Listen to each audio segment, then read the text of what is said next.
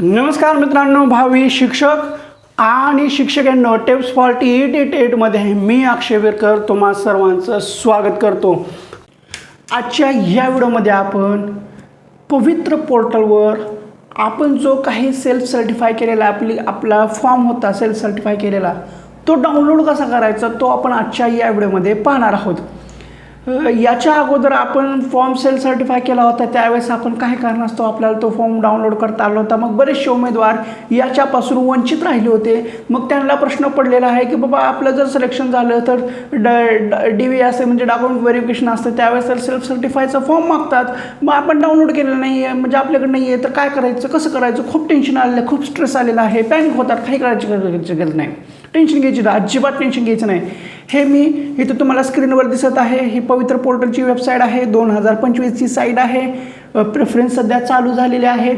मग तरीसुद्धा form download केलेला असेल तर कसा करायचा सेल्फ सर्टिफाय, टेन्शन घेऊ नका, काही काळजी करू नका। ज्यावेळेस तुम्ही पवित्र पोर्टलवर लॉग इन करता, पासवर्ड टाकता, पासवर्ड टाकल्यानंतर कॅप्चा टाकता, कॅप्चा टाकल्यानंतर तुम्हाला OTP येतो, OTP टाकून लॉग इन करता।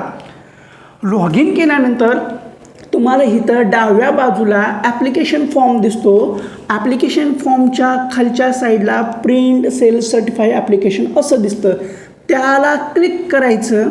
मग क्लिक केल्यानंतर थोडासा वेळ लागेल कारण साईट स्लो चालत आहे।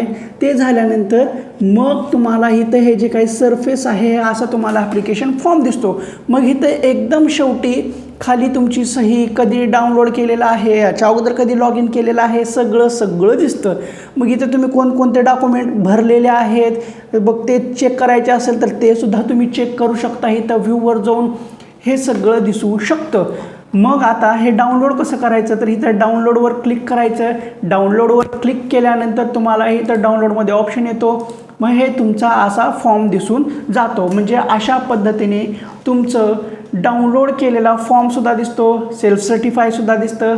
मग हे माझं एज्युकेशन वगैरे काय आहे ते सगळं मी भरलेलं आहे, तसं तुम्हालासुद्धा तुमचं पाहता येतं। हे असं एकदम सोपं आहे, काही टेन्शन घ्यायची गरज नाही आहे, काही घाबरायची गरज नाही आहे। आपला फॉर्म कधीही आपल्याला डाउनलोड करता येतो, त्यामुळे तुम्ही अजिबात घाबरून जाऊ नका। अशा पद्धतीने तुमचा सेल्फ सर्टिफाय फॉर्म डाउनलोड करून घ्या। ठीक आहे, व्हिडिओ कसा वाटला तो कमेंट बॉक्समध्ये नक्की सांगा।